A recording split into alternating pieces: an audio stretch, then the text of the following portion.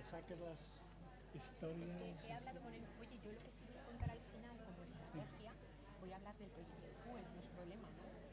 Que hablaré del proyecto de FUEN, no es problema, ¿no? Vale. Tú habla lo que quieras. Sí, vamos. Voy a mencionar lo que estamos haciendo con cero propaganda. No. Por supuesto. Tú haz lo que quieras. Sí, pero bueno. Solo falta que además pusiéramos... No, pero yo quiero hacer cosas que sirvan para crear y no para generar problemas. De acuerdo. Pero no te preocupes. Vamos a dar los 5 minutos. Muy bien. Y comenzamos. Es impresionante. Ayer pasaba igual. Es absolutamente feminista. Total. Mira, hemos pasado, cuando hemos entrado había un grupo de trabajo de 20 personas y había un chico. La revolución está en vuestras manos. Es verdad. Porque ahora lo tengo más claro. Porque lo vivo en casa además. Tengo una feminista Emilia, mi mujer. Tu mujer.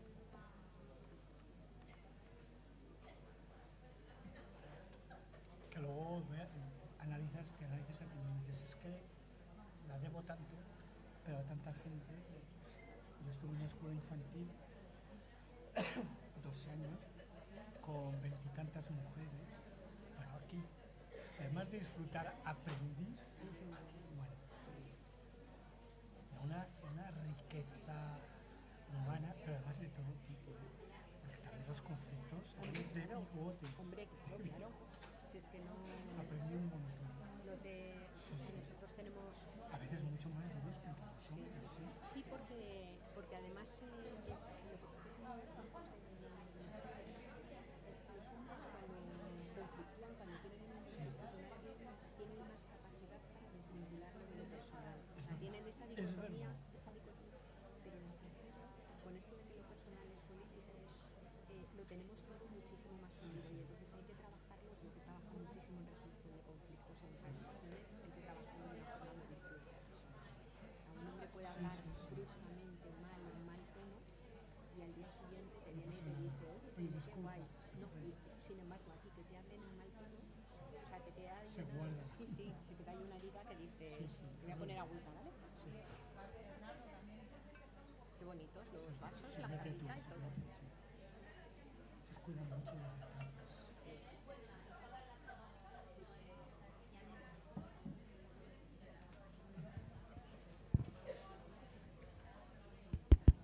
Comenzamos, si os parece.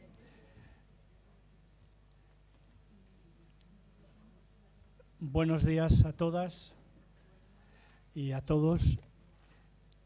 Esta mañana tenemos con nosotros a Yayo Herrero. En primer lugar, agradecerle la generosidad de estar con nosotros y enriquecernos con todo lo que es y todo lo que sabe. Solamente una frase de presentación que además viene en Wikipedia, y como hoy si no citas Wikipedia o Google estás perdido, pues yo lo voy a decir. Dice, Yayo Herrero López es una antropóloga, ingeniera, profesora y activista ecofeminista española. Es una de las investigadoras más influyentes en el ámbito ecofeminista y ecosocialista a nivel europeo. Yo comparto esa frase, porque no solo he oído citarla aquí, sino hace poco en Alemania. Estuve en Berlín y hablando con una gente, pues sale a relucir Yayo Herrero. Digo, qué bien. O sea que eso da es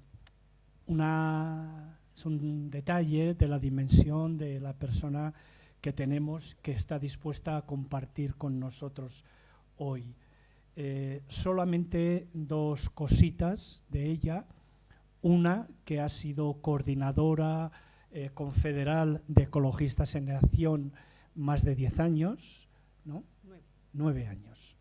Creía que había sido alguno más. 9 años, y desde 2012 también es presidenta, directora de la FUEN. Lo va a dejar ahora, pero todavía sigue siéndolo, aunque ella va a seguir colaborando. Bien, pero las referencias más directas y más importantes para nosotros son su visión de el mundo ecosocial y de el ecofeminismo. Entonces, también desde hace años conectada con los movimientos de renovación pedagógica, desde hace ya 10-12 años que comenzamos a poner en marcha desde la Federación de Movimientos de Renovación con Ecologistas en Acción, aunque ellos asumían el papel más potente de en unos encuentros que se celebran cada 2 años, este año se va a celebrar el 6º, de ecología y educación. Pues dicho esto, dinos lo que quieras. Muchas gracias, Yayo. Bueno, pues buenos días a todas, buenos días a todos. Para mí sí que es un orgullo poder participar en esta escuela, porque mucho de lo que yo he aprendido, mucho de lo que hemos aprendido en Ecologistas en Acción también y en el grupo de trabajo de educación, tiene que ver precisamente con el contacto que hemos tenido con montones de personas como vosotras, ¿no? Que estáis todos los días en el aula, que estáis todos los días en contacto con esas personitas más pequeñas, a veces más mayores, que se están educando, y por tanto no sería posible construir, digamos, todo el relato, todo el conocimiento, todo lo que yo voy a tratar de compartir ahora con vosotras, ¿no?, sin precisamente ese intercambio que hemos venido teniendo a lo largo de los años. Yo quiero agradecer especialmente a Acción Educativa, porque la verdad es que son una gente con la que es muy fácil trabajar, ¿no? Llevamos ya muchísimos años trabajando con la organización, y tanto la preparación de estos encuentros a los que se refería Julio, como en muchas otras cosas, la verdad es que no solamente ha sido gratificante, no solamente hemos aprendido, sino que además nos hemos divertido mucho trabajando, que eso para mí también es una cosa bien importante, ¿no?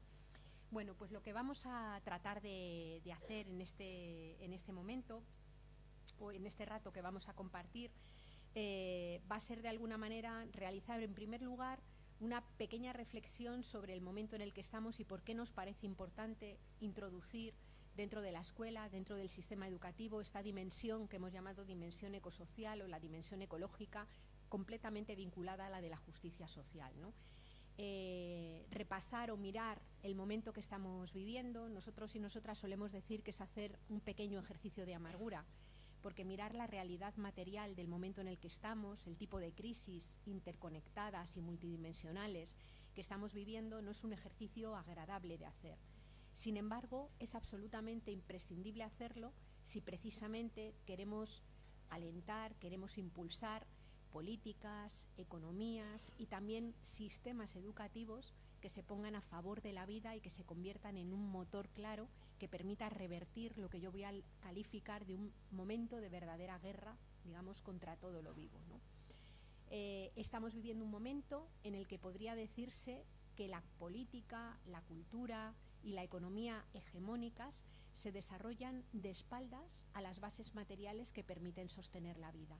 Y aquí me voy a parar un momento a señalar algunos elementos que os van a parecer de perogrullo, pero que paradójicamente a nuestros sistemas económicos y políticos se les ha olvidado. Y son aspectos centrales de esa mirada ecofeminista, que ni más ni menos es una mirada que pretende desbancar a los mercados como epicentro de la sociedad y poner en el centro la vida, poner en el centro como prioridad social lo que es preciso para sostener la vida. Después de haber hecho este recorrido, trataremos de mirar algunos de los elementos o algunos de los mitos o creencias que permiten sostener este modelo en guerra contra la vida, para al final aportar algunas ideas que son ideas, estrategias o proyectos que estamos poniendo en marcha, en los que he tenido la suerte de participar y que pretenden ser meras ideas inspiradoras, por supuesto modificables, por supuesto incompletas, por supuesto que necesitan, digamos, mucha más aportación y mucha más reflexión de muchas personas como vosotras y vosotros, ¿no? Decíamos que nos encontramos en guerra contra la vida, y la primera pregunta que nos tenemos que hacer es: ¿de qué depende la vida humana? que es lo que hace que cualquiera de las personas que estamos ahora mismo aquí, sentadas, podamos decir que estamos vivas, qué es lo que no puede faltar, qué es lo que es absolutamente insoslayable e inevitable para poder sostener la vida, ¿no?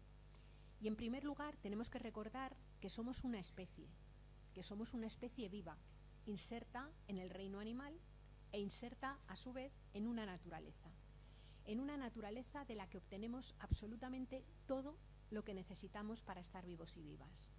El aire que respiramos, el agua que bebemos, los alimentos que comemos, todos los materiales que han servido para fabricar absolutamente todo lo que nos rodea en esta habitación, los tejidos con los que nos vestimos o la energía que nos ha permitido llegar aquí, ya sea la del transporte motorizado o ya sea, si hemos venido caminando, la de los propios alimentos que hemos comido para poder caminar, ¿no? Todo eso procede de la naturaleza. Absolutamente somos seres ecodependientes. Y lo que sucede es que eso que tomamos de la naturaleza no es directamente utilizable. Es decir, dependemos de unos bienes fondo, que son minerales de la corteza terrestre, que es un proceso, yo me voy a declarar una absoluta fan de la fotosíntesis. Yo no puedo entender cómo no hay poemas y arte dedicado a la fotosíntesis, ese proceso absolutamente maravilloso y casual que hace que los rayos del sol puedan incidir en una hojita verde que tiene clorofila y que eso desencadene todo un intercambio maravilloso de electrones, de impulsos eléctricos que hacen que una planta, a partir de minerales muertos en un suelo, con ayuda del sol y del agua, sea capaz de fabricar su propio cuerpo vivo y a partir de ahí sostener todo lo que está vivo. Ese proceso es un proceso también que constituye un bien fondo. Nos encontramos con esa capa de ozono que no filtra los rayos más dañinos del sol. Nos encontramos con todo un sistema regulador que permite que el ciclo del agua se regenere, o un sistema regulador del clima que permite que tengamos esta temperatura media global que ahora se está deteriorando, que está creciendo, ¿no? Todos esos bienes de la naturaleza, esos bienes fondo, son imprescindibles para que pueda existir la economía, para que pueda existir la política, para que pueda existir la sociedad, en definitiva, para que pueda existir la vida humana. Y son bienes fondo que preexisten a la propia especie humana, es decir, no habíamos llegado todavía Homo sapiens a este planeta, llegamos aproximadamente hace unos 200.000 años y todos esos bienes fondo ya preexistían desde miles de millones de años antes, ¿no? Digo esto porque, sin embargo, a nuestros modelos económicos hegemónicos, en concreto al modelo ahora mismo hegemónico y mayoritario que se impone violentamente en nuestras sociedades y en el resto del mundo, el modelo económico capitalista, se le olvida que es absolutamente dependiente, digamos, de esa naturaleza, ¿no?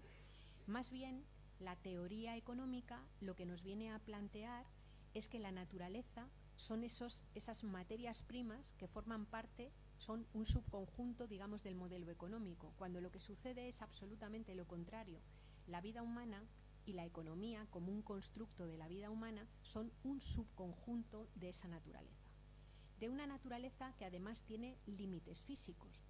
Tenemos límites físicos en aquello que llamamos antropocéntricamente no renovable, como son los minerales de la corteza terrestre, que son susceptibles de ser usados simplemente hasta que se agotan. Tenemos también límites en lo que llamamos renovable.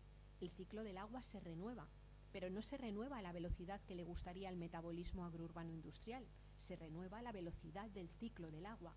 Y por tanto, cuando la utilización de agua es o sigue una velocidad mayor que esa tasa de regeneración del ciclo del agua, también podemos topar con los límites de un bien que a priori es renovable.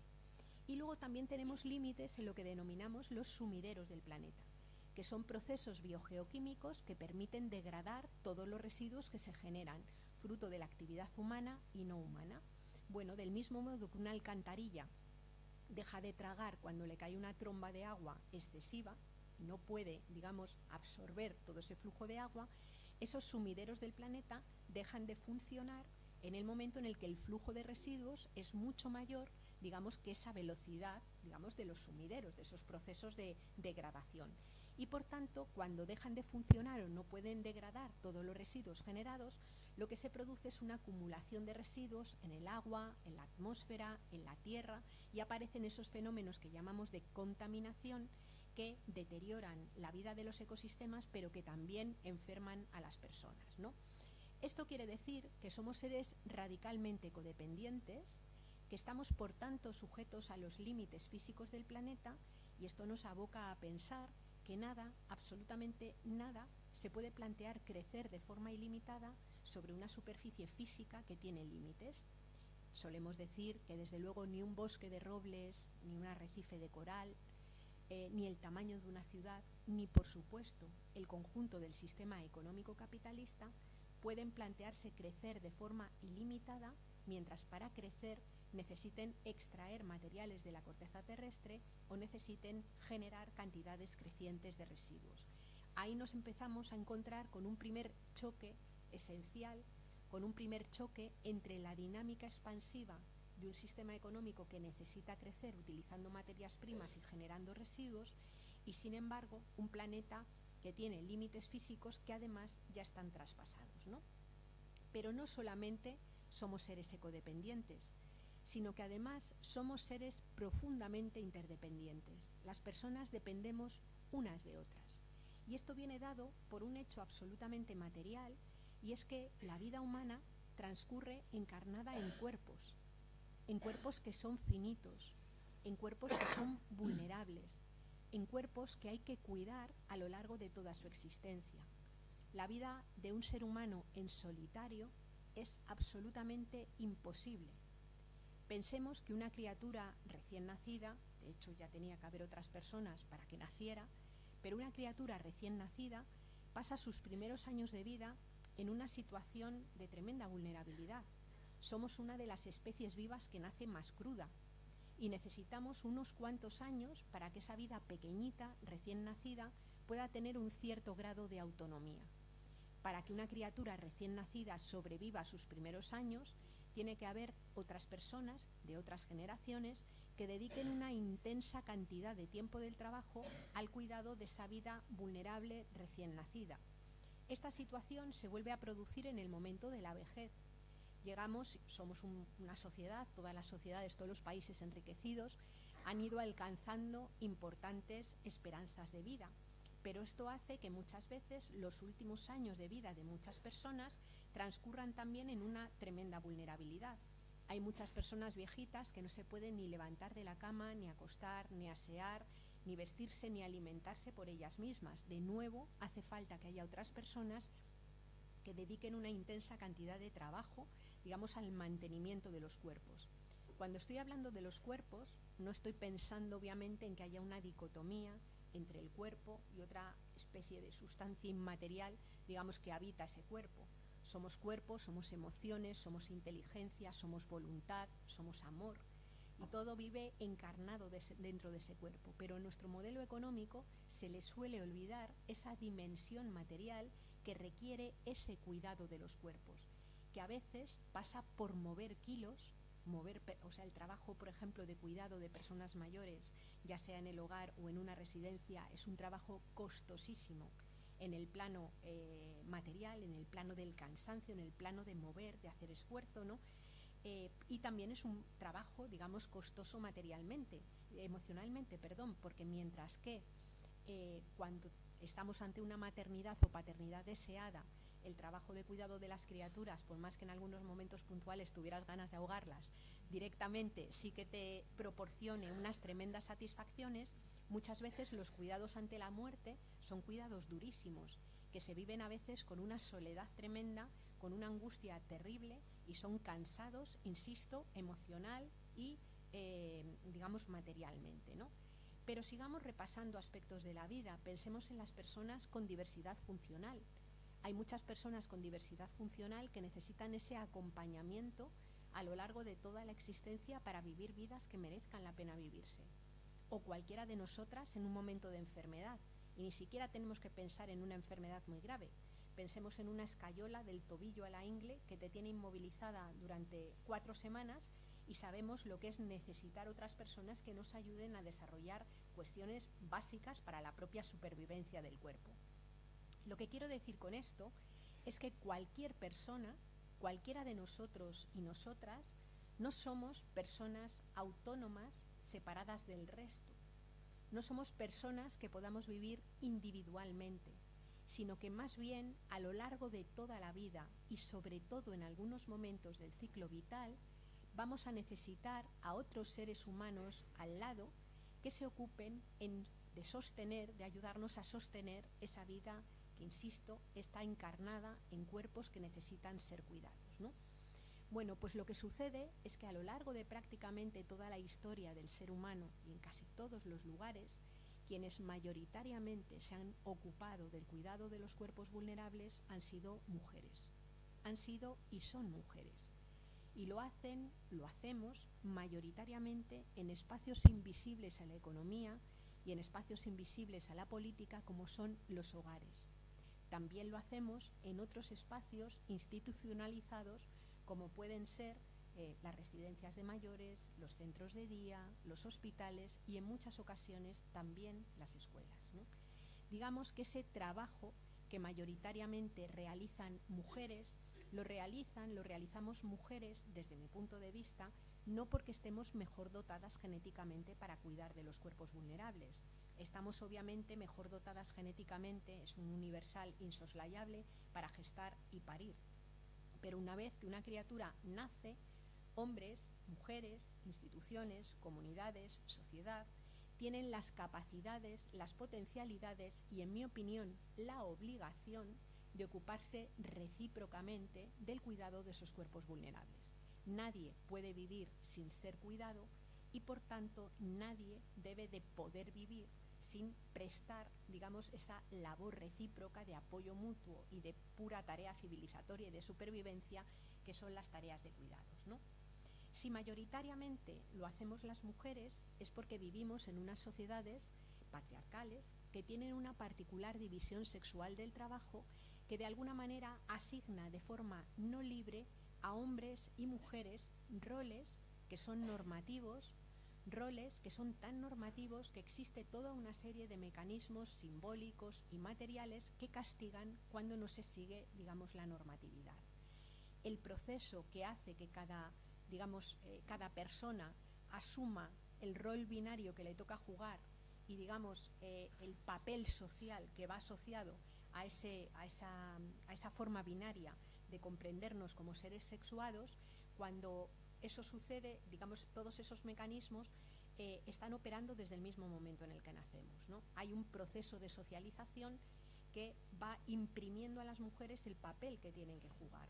Un proceso de socialización en donde se interioriza en mayor medida el deber de cuidar de los cuerpos vulnerables, donde se vive o se interioriza en mayor medida la culpa cuando no lo hacemos y donde existen toda una serie de mecanismos que asignan o que castigan, por así decir, con normas no escritas a quienes no lo hacen.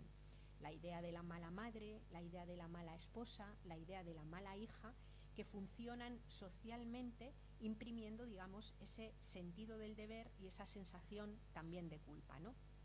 Por otro lado, existen toda otra serie de mecanismos también culturales, como puede ser, por ejemplo, la esencia amorosa que se nos presupone también a las mujeres, como si fuera una especie de algo que nos impregna, que se apodera de nosotras y que de alguna manera nos hace desear renunciar a nuestros propios proyectos y desear acometer o ponernos al servicio de los que desarrollan otras personas que no somos nosotras, ¿no? O a veces el mismo miedo. Estamos viendo cómo afloran de forma permanente y de forma creciente, cada vez se hacen más visibles, todo lo que tiene que ver con lo que se ha llamado violencias machistas. Es decir, violencias que se producen muchas veces en el entorno del hogar y que terminan a veces, lamentablemente, en su dimensión más radical con el asesinato de mujeres, ¿no? Que siendo ese elemento del asesinato, digamos, como la punta del iceberg, la parte más visible de todo un mecanismo que viene avalado y que viene construido desde hace muchísimo tiempo, en el que hay mujeres, digamos, que son violentadas en el marco, muchas veces, de sus propios hogares, que es el lugar que aparentemente es donde se tienen que sentir más seguras, ¿no? Por tanto, somos seres ecodependientes, sujetos a los límites físicos de la Tierra, seres interdependientes, y como tal vulnerables, y esto nos hace concluir que la vida humana, cada vida humana individual, no se convierte en una certeza por el hecho de haber nacido. Una vida recién nacida es una vida posible que se transforma en una vida cierta en la medida en que se desarrolle en un entorno que posibilite las relaciones de interdependencia que va a ser necesario para poderla sostener a lo largo del tiempo y que posibilite también esas relaciones con la naturaleza de la que obtener absolutamente todo lo que necesitamos para estar vivos y vivas, todos los bienes y servicios que necesitamos para sostener la vida. Esto nos hace hablar del hecho de que la vida humana no se sostiene sola, hay que sostenerla deliberada e intencionalmente. Y desde nuestro punto de vista, precisamente ese enfoque de la sostenibilidad de la vida, organizar el conjunto social para que la vida de todos y todas se mantenga, se perpetúe, y además no cualquier tipo de vida, sino vidas que merezcan la pena vivirse, ese es el enfoque social del planteamiento ecofeminista, y desde mi punto de vista tiene que ser la prioridad del conjunto del metabolismo social y también la prioridad de la escuela, en mi opinión, ¿no? De lo que aprendemos en la escuela. ¿Qué es lo que sucede? Pues que hemos cometido una serie de errores culturales que nos han hecho conformar una forma de entender nuestra propia vida y una forma de entender también la sociedad y de construir los instrumentos económicos y de construir los instrumentos políticos con los que hoy organizamos la vida en común, que directamente se han desarrollado de espaldas a esa doble dependencia, que se han desarrollado de espaldas a esas bases materiales que sostienen la vida.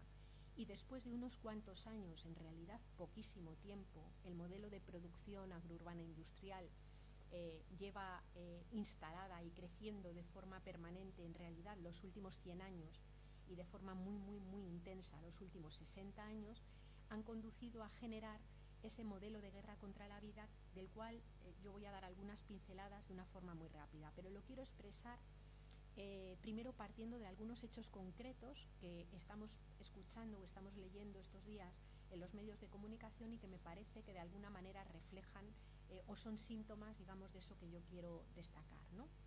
En primer lugar, estamos viendo estos días cómo se vuelve a hablar de una nueva crisis migratoria, ¿no?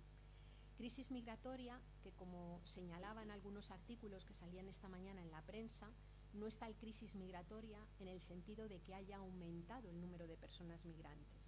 De hecho, desde 2006-2007, el número de personas migrantes que han pretendido entrar, procedentes, digamos, de la cuenca del Mediterráneo, que han pretendido entrar en Europa, ha descendido de forma considerable. Son muchísimas menos. Es crisis migratoria porque, a pesar de ser muchísimas menos, sin embargo, se producen muchas más muertes. Hemos visto cómo el barco Aquarius deambulaba durante unos cuantos días por el Mediterráneo sin encontrar puerto que le quisiera recibir, y cómo un barco posterior, un barco que llegaba un poco más tarde con unas 70 personas, era calificado por el ministro Matteo Salvini como un barco cargado de carne humana, ¿no? Un barco cargado de carne humana en esa, digamos, formulación indiferenciada, como si el propio ministro Salvini no tuviera también carne humana que tiene que ser cuidada, mantenida y sostenida en el tiempo para que este señor pueda seguir viviendo, ¿no?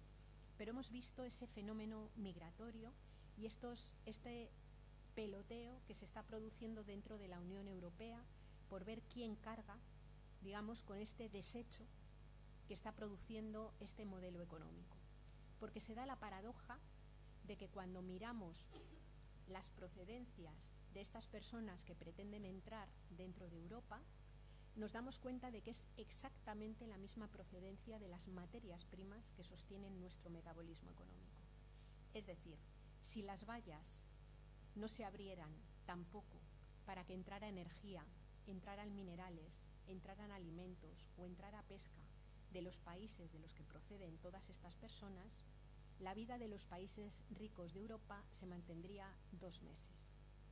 Porque hoy cualquier país de lo que llamamos rico es un país que hace mucho tiempo que agotó la base de materias primas de sus territorios, es un país que hace mucho tiempo depende incluso en términos de alimentación de todos estos lugares. Es decir, el proceso que se produce de expulsión tiene mucho que ver con la conformación de un modelo económico globalizado en donde los países ricos se supone que hacen cosas que se llaman de valor añadido sin tener en cuenta que para añadir el valor hay que añadírselo a algo. Y ese algo son materiales, productos y bienes de la naturaleza que son extraídos en los lugares de los países empobrecidos. Es decir, se ha producido una división del mundo entre lugares de privilegio y otros lugares que son utilizados como grandes minas o como grandes vertederos al servicio de los países llamados ricos. Insisto, cualquier país de los que hoy se consideran desarrollados es un país que vive a costa de los recursos que existen en otros lugares, ¿no?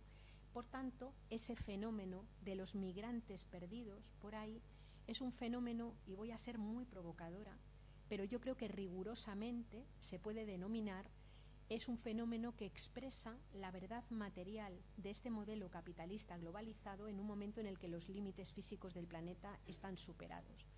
Es puro fascismo. Boaventura de Sousa Santos hablaba de fascismo territorial. Si toda la población del planeta viviera como la media, materialmente me refiero, uso de energía, materiales y bienes de la tierra, viviera como la media de una persona en España, harían falta aproximadamente 3 planetas. Como la media de una persona noruega, 4. Como la media de una persona danesa, 5. Como la media de una persona de Estados Unidos, 6. O como la media de una persona de Kuwait, 12. Tenemos un planeta cuyos límites están ya superados.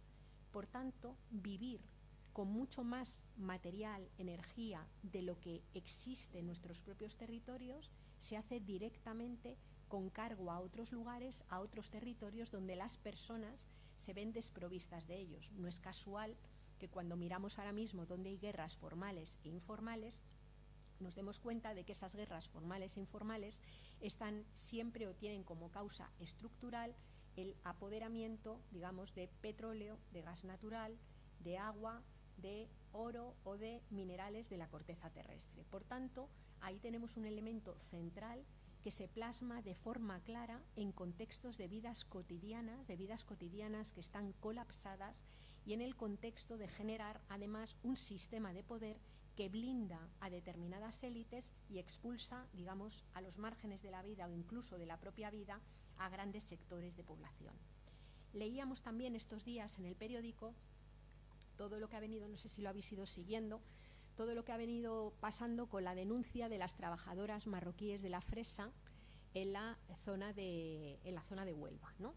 Bueno, pues este vuelve a ser otro fenómeno plasmado en vidas concretas y cotidianas de esa dimensión, digamos, estructural de cómo se ha compuesto el modelo económico. Digamos que en estos espacios de cultivo bajo plástico, lo que está sucediendo es que se ha puesto en marcha una forma de producir alimentos que requiere plástico, que no existe, es un derivado del petróleo que no existe en estos lugares, requiere cantidades ingentes de agua en zonas que son cuasi desérticas y que por tanto han forzado el agotamiento de los acuíferos de la zona, requieren también productos químicos de síntesis que son extraídos en el caso de la agricultura española, sobre todo de la región del Sáhara y de Argelia, fosfatos y nitratos para poder cultivar en superficies arenosas, pero requieren también de forma clara mano de obra. Y esa mano de obra, para que el cultivo se convierta en algo rentable, empezó siendo hace años la de los trabajadores y trabajadoras de la zona, pero según la zona fue creciendo económicamente, empezaron a ser personas que venían del norte de África, luego del sur de África y luego de los países del este. Y de forma más reciente, mayoritariamente mujeres. Las mujeres que se están contratando como temporeras para la fresa son mujeres marroquíes, porque se dice eufemísticamente que tienen los dedos delicados y que además las mujeres genéticamente estamos mejor preparadas para estar mucho tiempo agachada, pero fundamentalmente estas temporeras de la fresa se buscan mujeres que tienen entre 29 y 40 años, que tengan hijos menores de 14 años para asegurar que van a volver a Marruecos, ¿no? Y lo que hay detrás es que se considera que son mujeres más dóciles y sumisas y que no van a crear los mismos problemas que crearon los hombres que trabajaban en el sector y que han protagonizado revueltas durante mucho tiempo, ¿no? Aquí también una forma de producir insostenible, que utiliza recursos que no hay en el territorio, que fuerza a la naturaleza para producir por encima de sus posibilidades, se alía, digamos, con 3 tipos de patriarcado, ¿no? El patriarcado que contrata mujeres valiéndose de que, como son las que se ocupan del rol cuidador, van a volver a su país de origen y no hay riesgo de que se queden aquí. Parece ser que los hombres, aunque tengan familia, sí que corren más riesgo de que se queden. Por otro lado, se alían con un patriarcado intermedio, que es el de los hombres que también son explotados en aquella zona, pero que construyen, digamos, hacen un ejercicio de poder sobre otras mujeres y les dicen que les van a pesar menos fresas si no se dejan, ¿no? Y por otro lado, con el propio patriarcado de origen, porque estas mujeres no se atreven a denunciar, porque si denuncian, lo que sucede es que es posible que sus maridos las vean en las teles y no las dejen volver a su casa si han sido de alguna manera humilladas o si se ha abusado de ellas, ¿no? Es decir, bajo este ejemplo se plasman también todas esas tensiones estructurales que, insisto, tienen efecto en las vidas cotidianas, ¿no? Por otro lado, sabemos que dentro de nuestros propios países, más allá de las relaciones norte global, sur global, se está produciendo también un proceso de incremento de las desigualdades de forma notable. Tenemos millones de personas que se encuentran en situación de exclusión, tenemos millones de personas en situación de desempleo en un sistema en el que solamente el empleo te garantiza poder tener renta para poder sostener la vida, y tenemos también un fenómeno creciente que denuncian los sindicatos, y es que crece el número de trabajadores y trabajadoras pobres, es decir, personas que tienen empleo, pero que el salario y las condiciones laborales que tienen no les permiten sostener una vida decente. Es decir, que el trabajo, entendido que había sido siempre lo que te permitía luchar contra la precariedad y luchar contra la pobreza, en este momento no está sirviendo para que todas las personas puedan garantizar, digamos, estar a salvo en el momento en el que tienen empleo, ¿no?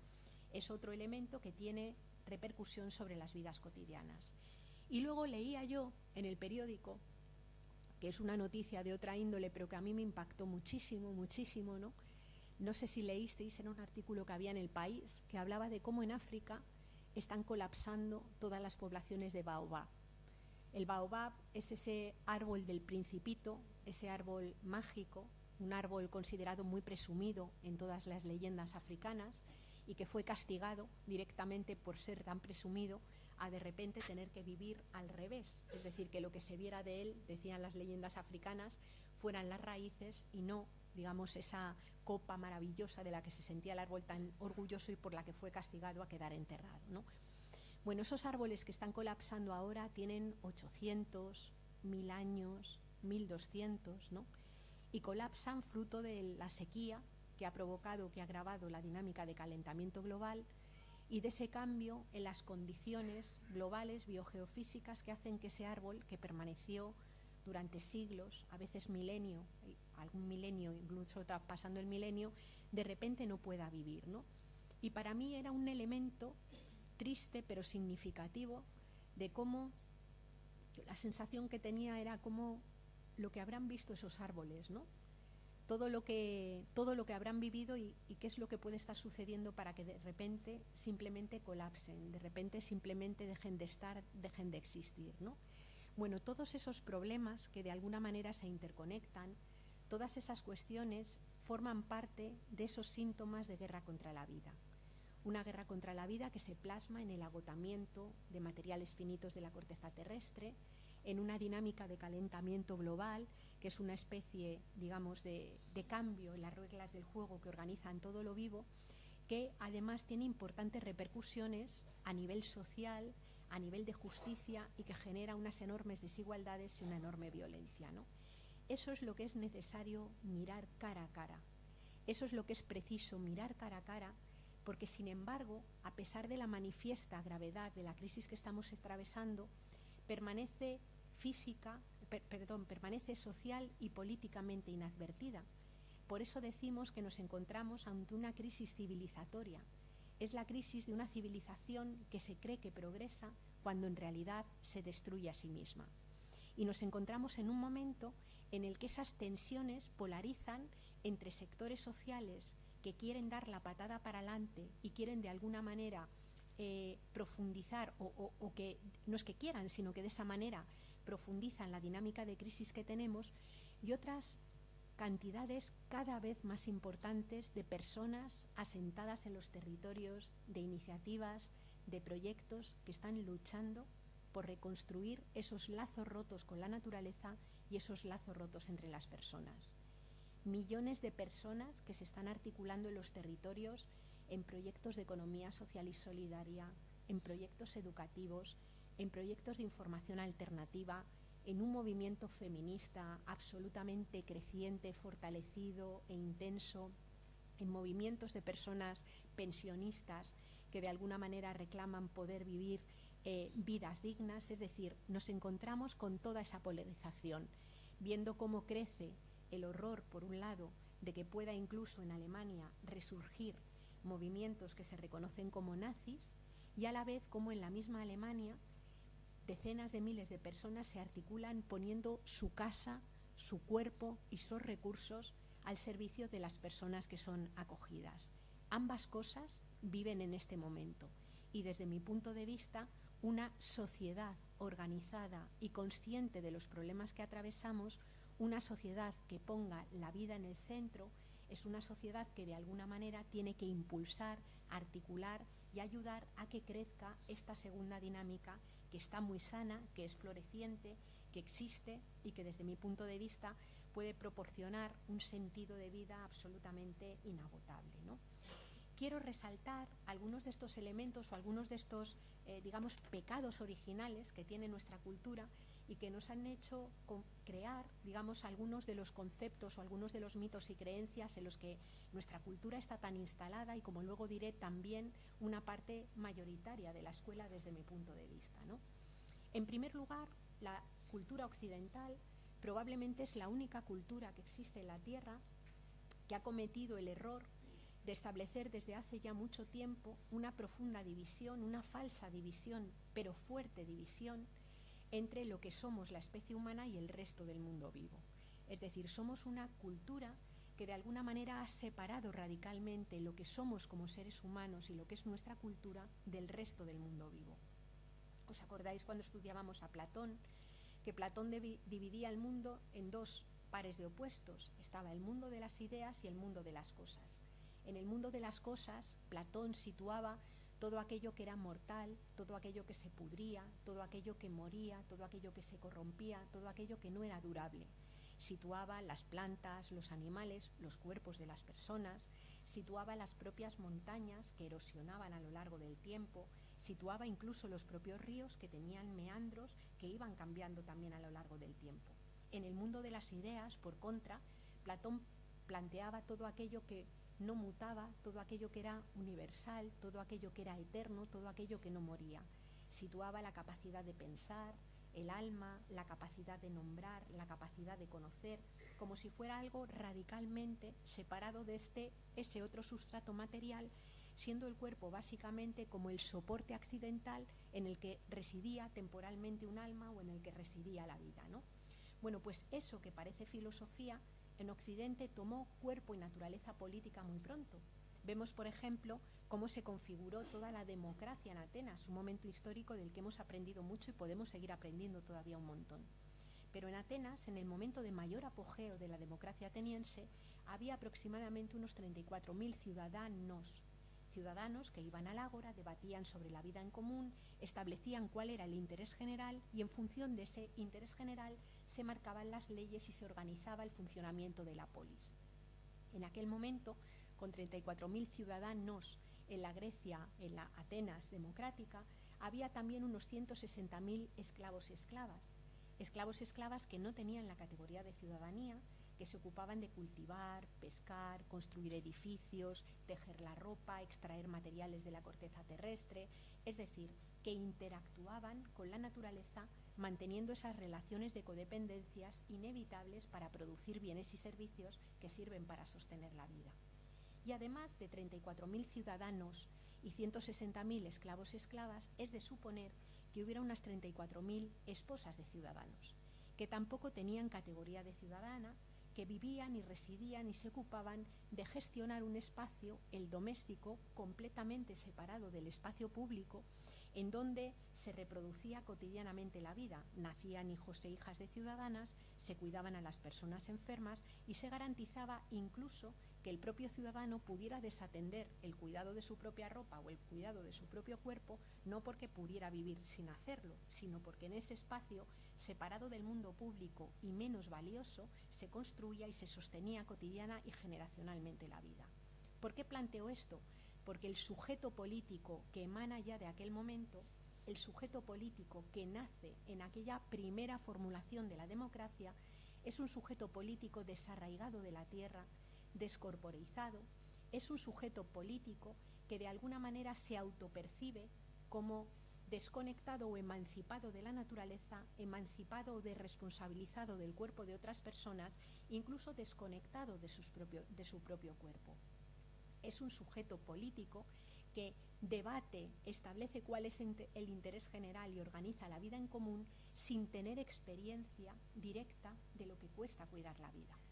Es un sujeto político que excluye esa prioridad del mantenimiento de la vida de lo que se considera que es la política. Lo que ha sucedido es que la historia posterior en Occidente ha cristalizado esa noción de sujeto político. Y si bien solamente unas cuantas personas, mayoritariamente hombres y también algunas mujeres, pueden hoy vivir completamente desconectados de la existencia de límites físicos o completamente desresponsabilizados del cuidado de otras personas, incluso del cuidado de su propio cuerpo, aunque muy pocas personas se lo pueden permitir, ese se ha convertido en el sujeto universal determinante de la historia. Ese es el sujeto que ha terminado configurando a qué le llamamos producción, a qué le llamamos riqueza, a qué le llamamos vida buena, a qué le llamamos política, a qué le llamamos derechos, como si ese fuera de alguna manera el sujeto universal.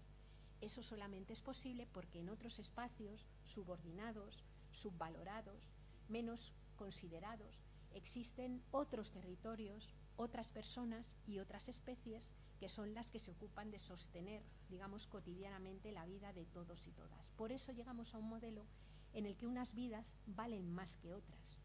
La vida de un hombre vale más que la vida de una mujer, la vida de un sujeto occidental vale más que la vida de los sujetos racializados de otros lugares, la vida de los seres humanos vale más que la vida de los animales, y se ha acabado conformando un sistema que estructuralmente es colonial, porque depende del sometimiento de otros sujetos, es patriarcal, porque no se sostiene si no se desarrollan todos esos trabajos que se hacen de forma gratuita, invisibilizada dentro de los hogares, es injusto por ser capitalista, por el modo en el que se reparten los recursos, y es ecocida porque crece deteriorando la tierra, ¿no?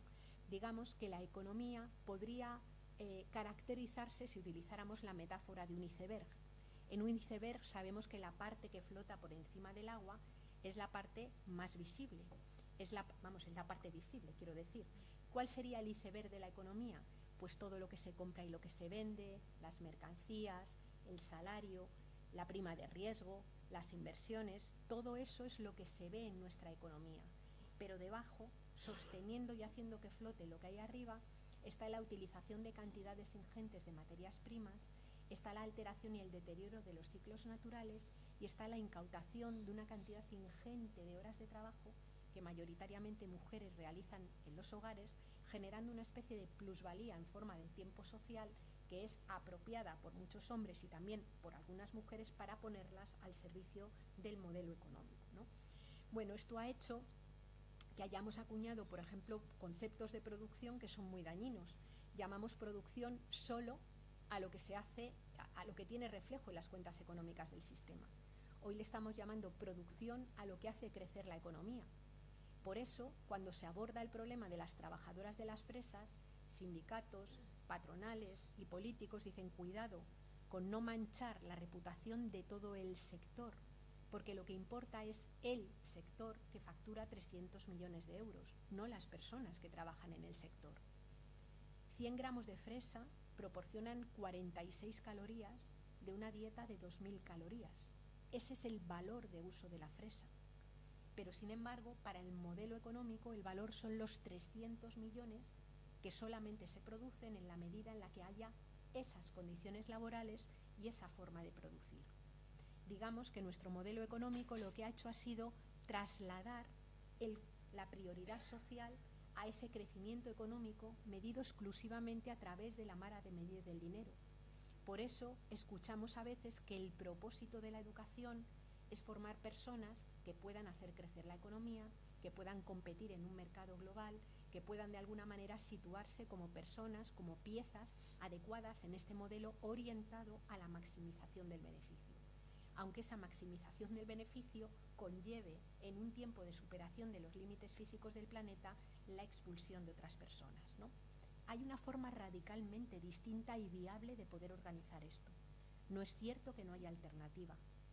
Quienes trabajamos desde hace mucho tiempo en la conformación de modelos de economía sostenible, por así decir, sabemos que es posible producir alimentos de otra forma, que es posible transportarse de otro modo, que es posible construir la vida de una forma totalmente distinta.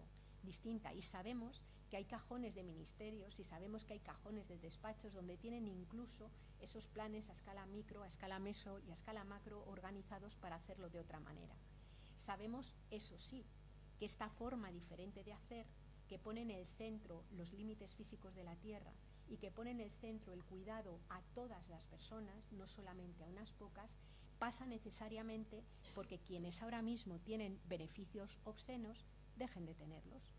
Pasan necesariamente por quienes tienen una propiedad acumulada que es obscena, deje de tenerlas. Y por eso sabemos que en el fondo hay un terreno de disputa, porque quienes tienen mucho más de lo que les corresponde, impidiendo físicamente que otros lleguen a los mínimos, de buen rollo no lo quieren soltar. Y por eso hablamos también del conflicto que se produce en ese momento y que desde mi punto de vista ahora mismo ya no es solamente, como Marx estableció en su momento, un conflicto entre el capital y el trabajo, sino que es un conflicto entre el capital y el mantenimiento de la vida para las mayorías sociales, ¿no? Cuando analizamos todo ese marco, nos damos cuenta de que lo está sosteniendo de fondo es la hegemonía cultural que se ha generado. Este modelo capitalista heteropatriarcal, además de fabricar bienes y servicios, fabrica personas, fabrica subjetividades, y si se sostiene es porque las mayorías sociales tenemos un concepto de vida buena, un concepto de producción, un concepto de libertad o un concepto de derechos que básicamente es el que le viene muy bien al modelo que de alguna manera está construido y nos sostiene. Y por tanto, la disputa de la hegemonía cultural es central para poderle dar la vuelta al sistema y para poder colocar la vida de todos y todas como absoluta prioridad, ¿no? Y en ese sentido, la escuela juega un papel fundamental. No es el único, ni muchísimo menos, el único agente social que genera o crea subjetividad. Hay medios de comunicación, están las familias, hay todo un entorno que genera esa subjetividad, pero juega un papel importante. La escuela no es la responsable de arreglar los problemas estructurales, no puede arreglar el cambio climático, como tantas veces se dice, bueno, pues que las escuelas enseñen a los niños y cuando lleguen niños formados y niñas formadas ya se resolverá el asunto. La escuela no resuelve los problemas estructurales, pero la escuela sí puede ayudar a disputar esa hegemonía cultural, ¿no? Podemos tener programas educativos y proyectos educativos que contribuyan a apuntalar el sistema o podemos tener proyectos educativos que contribuyan por lo menos a hacer que quienes se educan se formulen preguntas alternativas, manejen otro tipo de información y lleguen a las conclusiones que tengan que llegar, sin adoctrinamientos, sin planteamientos, digamos, establecidos, ni construcción de un nuevo sistema de certezas, pero sí al menos que desvelen y que le pongan luz a algunos de los problemas que estamos viviendo en el momento actual, ¿no? En 2006, desde Ecologistas en Acción, hicimos un trabajo que se llamó el currículum oculto antiecológico de los libros de texto, ¿no? Y revisamos libros de texto de todas las asignaturas y de las editoriales más grandes de sexto de primaria y primero de bachillerato. El análisis está colgado en la red, lo podéis descargar de forma gratuita y yo voy a resumirlo diciendo simplemente que vimos que de forma mayoritaria y con honrosísimas excepciones maravillosas que vimos también al analizar los libros, pero de forma mayoritaria lo que se transmitía en aquellos materiales didácticos era una verdadera inyección de neoliberalismo en vena para niños y niñas, ¿no? Es decir, lo que vimos es que se construía una forma de entender el conocimiento que de alguna manera eliminaba o invisibilizaba los grandes problemas, invisibilizaba también a quienes plantean otro tipo de soluciones y ponían el foco muy en clave de pensamiento único en algunas de las medidas o en algunas de las líneas centrales que tiene el modelo. A partir de ese momento hemos seguido trabajando. Yo no voy a entrar en lo que estamos haciendo ahora mismo en Ecologistas, porque van a venir Marta y Fernando, creo, a la escuela y lo van a contar, y quiero aportar lo que hemos intentado hacer desde otro espacio donde yo estoy, que es el de FUEM, ¿no? Al analizar toda esta problemática y al analizar y colocar el contexto de diagnóstico en el centro, lo que hicimos fue darnos cuenta de que le teníamos que hacer algo al proyecto educativo y que teníamos que ver cómo introducir esto como un elemento central y como un elemento singular y particular del proyecto educativo. Empezamos, como se trabaja en tantos coles, intentando trabajar de una forma distinta los días puntuales, ¿no? El 8 de marzo constituimos una comisión de género formada por toda la comunidad educativa, donde las alumnas, sobre todo las de últimos cursos de la ESO y las de bachillerato, son el motor, vamos, que son la caña, son las que vienen planteando cómo quieren trabajar.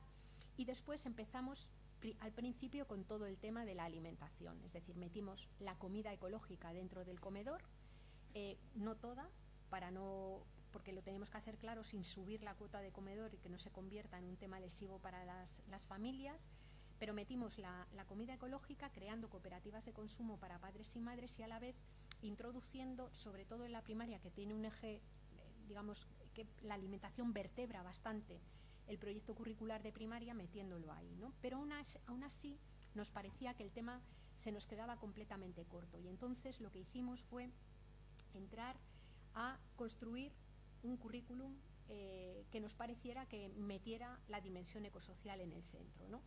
Lo que hicimos fue constituir un grupo de trabajo transdisciplinar donde hubiera profesorado de todas las etapas, donde pudieran intervenir también padres y madres, donde pudiera intervenir alumnado y pudiera intervenir el pequeño centro de investigaciones ecosociales que también están las investigadoras e investigadores que hay en FUEM, y a partir de ahí establecimos como unos objetivos generales, es decir, compusimos aquellos elementos que nos parecía que no podían faltar del currículum, ¿no? Introdujimos toda la cuestión de la ecodependencia y la interdependencia, toda la cuestión de los límites físicos del planeta, el cambio climático como un eje central al que nos vamos a tener que adaptar, toda la cuestión de la energía y los materiales, la alimentación, la ciencia y la tecnología, es decir, una revisión crítica, porque necesitamos mucha ciencia y mucha buena tecnología, pero que esté al servicio de la vida y sobre todo además desbancar algunas miradas tecnoutópicas que prometen resolver mágicamente los problemas incluso que ellas mismas crean.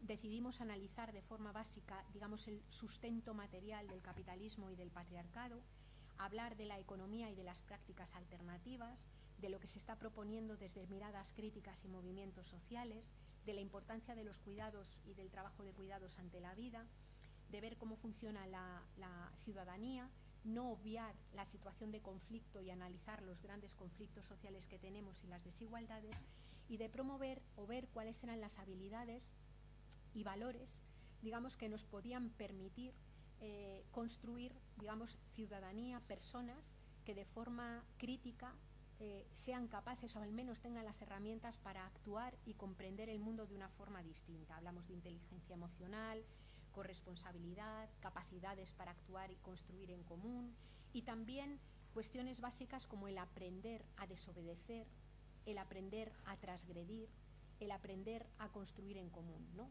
Con todo eso generamos una propuesta curricular y luego lo que hemos hecho ha sido cruzarla con el decreto de enseñanzas mínimas del Ministerio.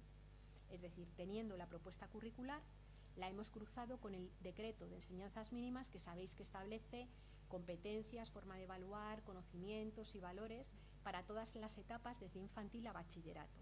Y lo que hemos hecho es, a partir de ese cruce, componer un currículum alternativo, digamos, que incorpore toda esta dimensión desde infantil hasta bachillerato.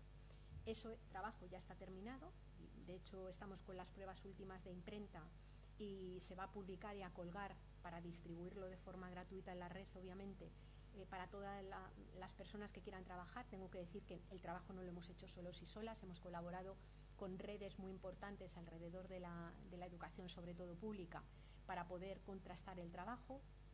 Y ahora nos hemos embarcado en la elaboración de materiales didácticos, porque nos parecía importante hacerlo, porque si bien es verdad que hay una parte importantísima del profesorado que para nada necesita que nadie le elabore materiales didácticos, hay otra parte del profesorado que o no tiene tanto conocimiento ecosocial, o no tiene tiempo de poder hacerlo, o no tiene a veces la voluntad de hacerlo, pero quisiera utilizarlo.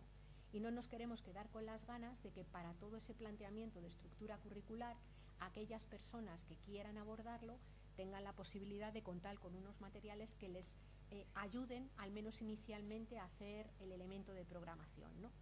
Bueno, en eso estamos, en esas estrategias son las que estamos intentando construir, y quiero terminar diciendo que para mí, y yo creo que para muchas de las personas con las que estamos organizadas, es una tarea que tiene un sentido vital, es una tarea para mí de una belleza, es una tarea absolutamente importante, es una tarea en la que nos estamos organizando con la mejor gente que hay, que es la que quiere cambiar y la que quiere transformar el mundo, y que en esa tarea que es la vuestra, todas las personas que soléis venir a escuelas como esta, sois personas tremendamente comprometidísimas, y que en esa tarea nos vamos a encontrar, que tenemos mucho que hacer, tenemos una tarea hermosísima por hacer, y que es necesario abordarla y compartirla, y que esto de poner en el centro la vida puede arreglar, puede hacernos no solamente construir sociedades en general y en abstracto más justas, sino también poder revertir esta dinámica y construir archipiélagos de vida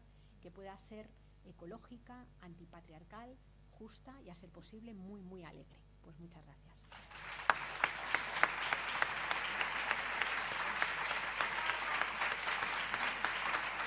Muy bien.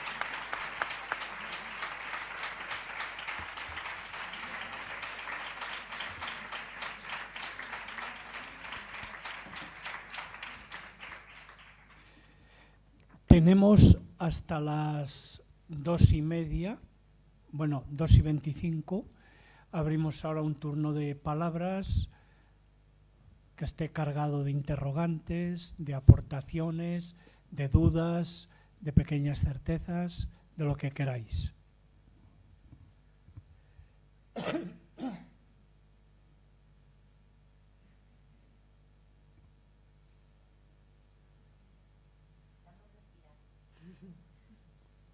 Parece muy bien. Allí.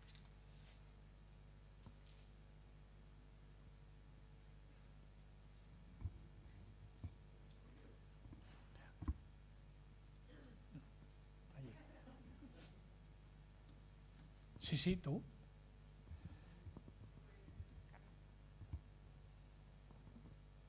Bueno, pues muchísimas gracias, me ha encantado.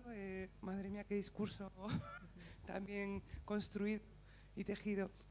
A mí, cuando estabas hablando de corresponsabilidad, de ese trabajo invisible que llevamos haciendo las mujeres desde siempre, últimamente observo desde mi experiencia, quizá desde la búsqueda también de libros de literatura infantil, de ir a la biblioteca y de ver qué se está publicando, que ese trabajo está desapareciendo. O sea, me preocupa mucho que la corresponsabilidad, ese trabajo invisible de cuidado de los demás, de cuidado de la familia, de los ancestros, de nuestros hijos, últimamente está desapareciendo.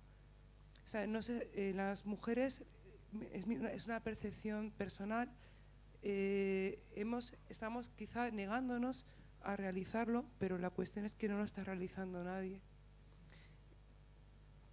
Se está profesionalizando ese cuidado y no sé, y es una preocupación que tengo, que quizá deberíamos trabajar más en la corresponsabilidad, en el que esto nos corresponde a todos, a la familia, y no en la profesionalización, ¿no?, del trabajo o del abandono de este cuidado. Pepe. No, espérate. Te den el... Ahora sí. Solo quería felicitar a Yayo. Me ha encantado la ponencia, lo que pasa es que es una cantidad de cosas para meditar despacito y en profundidad. Y lo que has planteado en esas dos partes, la primera, todo lo que es la bioeconomía que has descrito, y la segunda, el aterrizaje en la educación, me parece genial, ¿eh? A mí me gustaría que los que ya estamos fuera de la actividad educativa poco podemos hacer, pero vosotros que estáis empezando deberíais coger eso cuando lo cuelguéis y asimilarlo a fondo y ponerlo mejorarlo. en práctica, ¿eh? Porque solo con los que estáis aquí, que son pocos en relación a todos los profesores, el cambio que daría nuestra sociedad sería enorme. Con que fuéramos un poco reproduciendo el discurso de Yayo, 140 reproductores de ese discurso en la vida sería muy importante. A mí me encantaría poder hacer algo, pero no puedo hacer ya a mis 86 años para que invitaros No te quejes. a que lo hagáis. A ver, más intervenciones. Sí. Hola.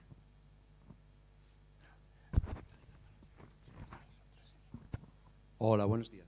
Mira, ya yo quería añadir entre los mitos y creencias, dos mitos y dos creencias, a ver qué te parece. Bueno, sé, creo que lo, Sí, no te que lo despegues del compartes, micro. pero creo que son dos cuestiones que son centrales. Uno es la creencia inexorable y la fe ciega en la ciencia y en la técnica como elementos que van a resolver los problemas, incluso aquellos que trascienden los límites físicos, incluso aquellos que chocan contra los límites en las relaciones interpersonales, ¿no? Por un lado, y después la idea del progreso como una especie de línea que comienza y que inexorablemente nos lleva a una vida mejor, ¿no? Y unido con eso, el tema del darwinismo social, ¿no? Heredero del darwinismo biológico, ¿no? O sea, la idea de que hay civilizaciones mejores que otras y que éstas lo han demostrado y que el resto de las civilizaciones lo que tienen que hacer es imitar a esos modelos, ¿no? Bien. Gracias. Antes de dar más palabras, como se han planteado dos temas creo que importantes, pues ahí tienes. Vale. A ver, empezando por el tema de la corresponsabilidad. Acércatele. Ah, vale. Bueno, ahora os toca a vosotras. Sí. Ah, ¿se oye bien? Sí. Ah, vale. Vale.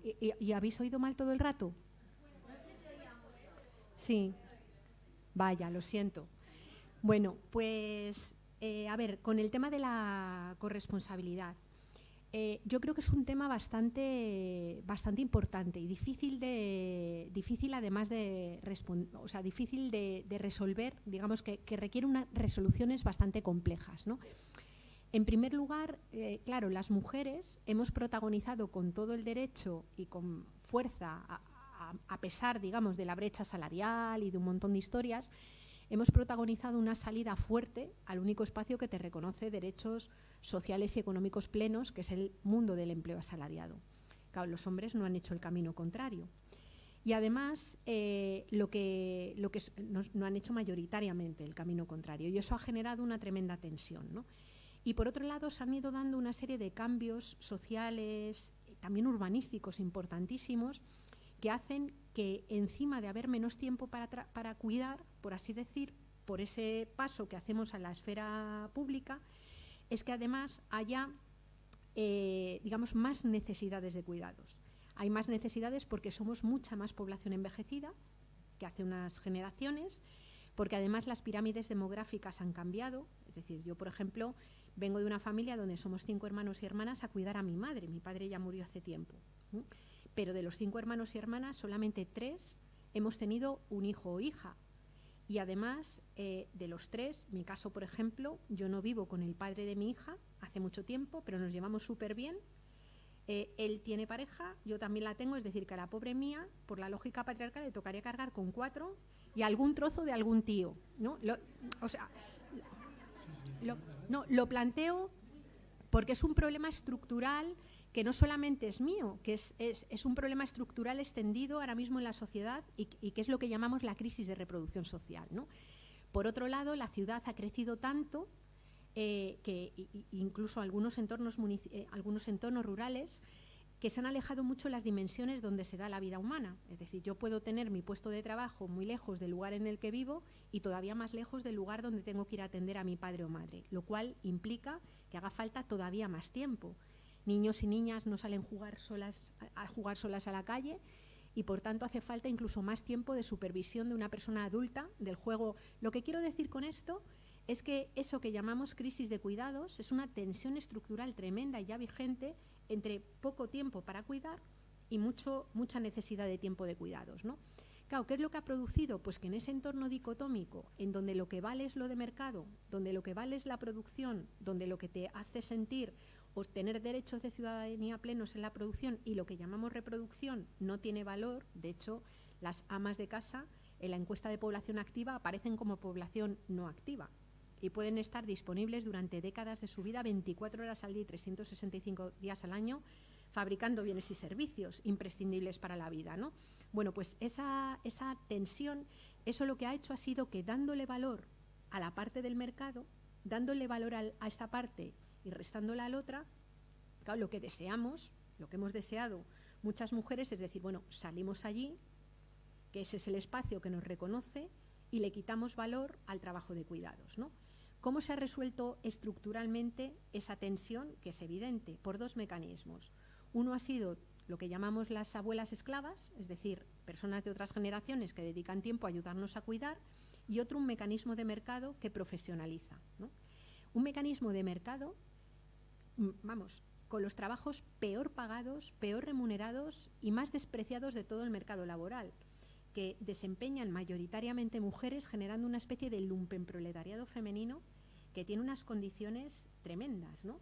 Y que, por cierto, si viéramos también de dónde proceden en este momento una buena parte de las mujeres que hoy cuidan, nos daríamos cuenta que vienen también de los mismos lugares que las materias primas y de los mismos lugares que muchas personas migrantes. Es decir, que es que tanto en términos de codependencia como de interdependencia hemos generado un modelo de economía caníbal, ¿no? Claro, ¿qué es lo que sucede? Que en buena medida construirnos las mujeres como seres sociales con todo el derecho, insisto, ha sido más bien construirnos como hombres honorarios.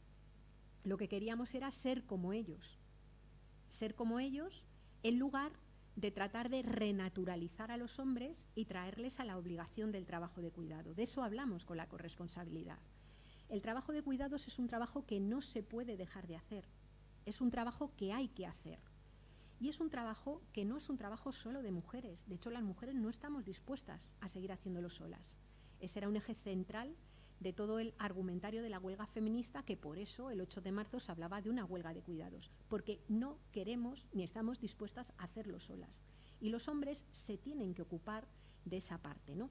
¿Qué es lo que sucede? Que en este marco de inversión de la pirámide demográfica tenemos que ver cómo hacer, porque vamos a necesitar, aún así, servicios públicos que tendrán que ser diferentes y servicios sociocomunitarios para también poder garantizar el trabajo de cuidados. Primero, porque por esa inversión de la pirámide demográfica, con la lógica patriarcal convencional, no va a ser posible llegar a todo el personal que hay que cuidar. Y por otro lado, porque hay que también garantizar que no haya, sobre todo mujeres, que se vean obligadas a cuidar a personas concretas a las que no quieren cuidar. Esto queda fatal decirlo, pero la familia no es un entorno armónico. Y hay personas que se están viendo obligadas a cuidar a su maltratador o a un padre o una madre con la que han tenido una relación. O sea, ese padre-madre o esa persona tiene que tener garantizado su derecho a ser cuidado. Pero no es de recibo que haya personas, sobre todo mujeres, que se vean obligadas a cuidar a una persona en concreto. Por tanto, esa dimensión colectiva, esa dimensión social, tiene que estar garantizada, porque además, incluso cuando tiramos de personas que lo hagan de forma remunerada, tiene que haber una forma estructural de conseguir que sea un trabajo razonablemente pagado. Y voy O sea, hay casos en los que se explota, pero hay casos en los que estructuralmente es imposible poderlo pagar bien. Imaginad una familia que tenga unos ingresos de 1.800 euros y donde haya que contratar a alguien para cuidar en casa. En el caso de la persona más honesta y más generosa que haya, imaginemos que dice, bueno, pues la mitad para cada una. Es que nos quedamos con 900 euros cada una. Lo que quiero decir es que estructuralmente y de forma individualizada es hasta difícil poder conseguir que ese trabajo, si se hace pagado, se haga en buenas condiciones. Por tanto, tenemos el reto social de ver también cómo generar todo un entorno de trabajo que esté dignificado, que esté visibilizado, porque además yo tengo la sospecha de que si el trabajo de cuidados estuviera bien pagado, bien dignificado y fuera visible, vamos, muchos tíos querrían hacerlo, ¿no? Es decir, entonces, de alguna manera, todo eso opera ahí y todo eso pasa por darle valor, y no me refiero a valor económico, darle valor social, valor civilizatorio y valor al trabajo de cuidados y a esa corresponsabilidad. Es decir, la clave no es focalizarlo todo en el espacio público, sino la clave es colocar lo que es necesario para sostener la vida en el centro, ¿no? Por ahí un poco, más o menos, va mi reflexión. Gracias a Pepe por lo que ha planteado. Decir que fuera de lo que nosotros, o sea, que nosotros y nosotras hemos aprendido muchísimo de lo que mucha gente como la que hay aquí nos ha aportado en su trabajo en las aulas, y que el trabajo que hemos hecho es probablemente muy mejorable y que de lo que se trata es de que sirva, digamos, como un pequeño elemento provocador que haga que entre todas lo podamos mejorar mucho más y que se mantenga esa actitud de diálogo que está, por otro lado, en el centro del hecho educativo, ¿no? Y luego, muy de acuerdo con los tres elementos que señalabas, ¿no? Son tres mitos, o sea, son dos mitos sobre todo centrales. El de la fe tecnológica, es decir, es un mito central. Yo insisto en que creo que necesitamos mucha ciencia. Por ejemplo, es imposible haber llegado a las conclusiones o establecer escenarios de futuro sobre el cambio climático si no hay gente investigando en él. Necesitamos mucha y buena tecnología, es decir, todo lo que tiene que ver con las renovables o lo que tiene que ver con formas distintas, la propia agroecología como modelo de producción requiere una tecnología, pero tenemos que interiorizar de forma clara que, siendo la tecnología una condición necesaria, no es condición suficiente, que tenemos un problema que es político, que es civilizatorio, que es cultural y que eso no se resuelve con tecnología. Y luego, además, caernos del guindo o sospechar de algunas propuestas que son las que ahora mismo se están enmarcando de esto que se ha llamado el capitalismo verde, que es una forma de seguir haciendo crecer la economía, a veces a costa del desastre, es decir, ese capitalismo del desastre que pretende seguir haciendo crecer la churrera del crecimiento económico, en este caso con propuestas que se enmarcan o se tiñen de verde. Y voy a nombrar alguna para que las tengamos en cuenta, ¿no? Podemos hablar del coche eléctrico y naturalmente que necesitamos electrificar el transporte motorizado y el motor de combustión. Pero nos tenemos que preguntar inmediatamente si las propuestas que hacemos son escalables a las mayorías sociales. Es decir, si miramos la cantidad de minerales que hace falta para fabricar un coche eléctrico y lo contrastamos con las reservas que quedan, lo que nos encontramos es que para transformar todo el parque de coche motorizado de motor de combustión actual, en donde hay mucha gente que no tiene coche privado, harían falta el doble de las reservas de litio existentes y el 95% de las de platino. Reservas de litio y de platino que son necesarias también para construir otros modelos radicalmente diferentes de energéticos, o con los que pretenden algunos impulsar esa cuarta revolución industrial, ¿no? Por tanto, la clave de cualquier propuesta tecnológica, de las que no son ciencia ficción, que hay algunas que lo son, ¿no?, y entretienen, y bueno, como abrillantar las nubes o tapar el sol, este tipo de cosas, ¿no? Las propuestas que tenemos que hacer básicamente, o la pregunta que nos tenemos que hacer es, ¿esta solución, que sí que es viable, va a ser capaz de garantizar la justicia de las mayorías sociales? Porque cualquier cosa que no sea escalable deja de ser un derecho para convertirse en un privilegio.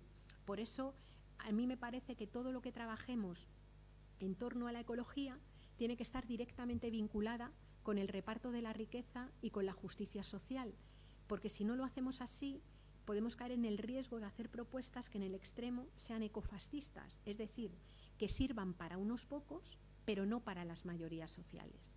Es incluso lo que nos encontramos a veces. Yo, por ejemplo, soy una defensora de la agroecología y del consumo de productos agroecológicos, pero tenemos que ver cómo hacerlo. En cooperativas de consumo, por ejemplo, se puede hacer con precios que puedan pagar cualquier persona, pero si te vas a la sección de productos ecológicos del Corte Inglés, lo que se alimenta es una especie de pijoecologismo que no es extendible a las mayorías sociales, ¿no? Ese a mí tampoco me parece válido, por así decir, o sea, tiene que ir de la mano con eso. Luego el progreso, claro, se acuñó durante todo el periodo de la Ilustración, una ilustración que bebía de una ciencia moderna que aportó muchísimo, pero que también ancló algunos excesos que venían ya de aquellas miradas platónicas. Y el concepto de progreso se ha establecido en muchos casos como el protagonizar una triple emancipación: emanciparte de tu propio cuerpo, emanciparte de otras personas y emanciparte básicamente de la naturaleza. Esa triple emancipación, esa fantasía de la individualidad es absolutamente falaz, y desde mi punto de vista lo que tenemos es que reconstruir una especie de imaginación, que en mi opinión tiene que ser ecologista y feminista, una imaginación que permita reconstruir todos esos conceptos bien arraigadas en la tierra, con los pies bien puestos en la tierra, que además mola mucho, y bien, digamos, insertas en los cuerpos que habitamos, ¿no? Y por último, ese darwinismo social, que en un momento determinado fue bastante proscrito y era políticamente incorrecto defender, ahora mismo vuelve a aflorar con fuerza. Lo que estamos viendo con las personas migrantes es una muestra clara de darwinismo social. Y hay toda una serie de constructos simbólicos que se hacen desde los medios de comunicación, desde los discursos de las personas políticas, ¿no?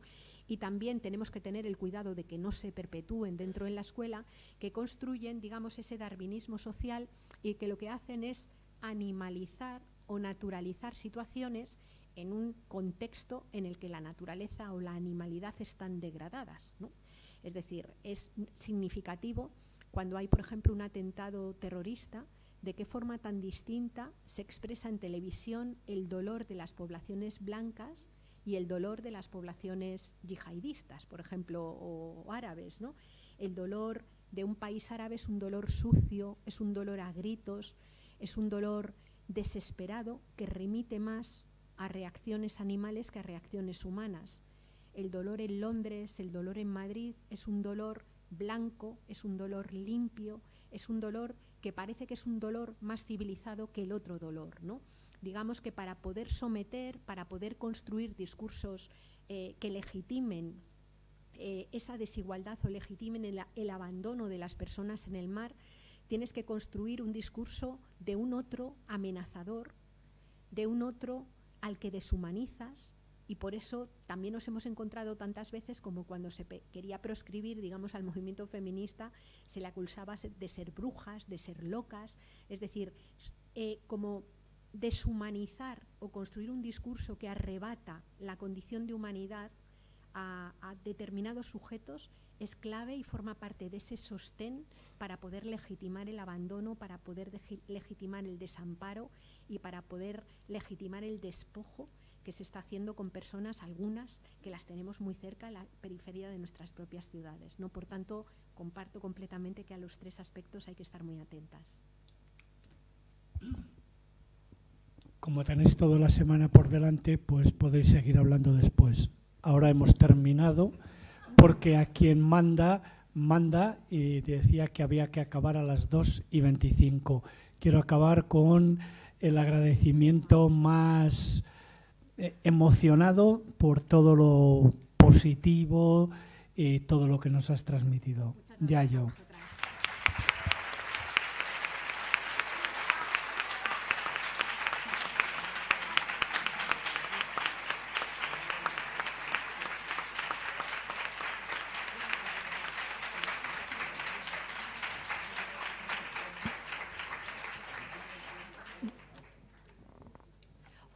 Hola, recordaros que ahora viene la comida.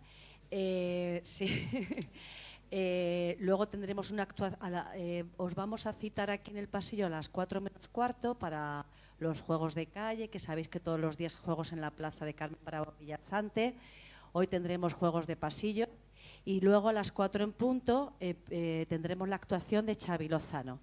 Y recordaros que a partir de esta tarde ya empezamos a recoger dinero, a apuntar gente para la cena senegalesa del jueves.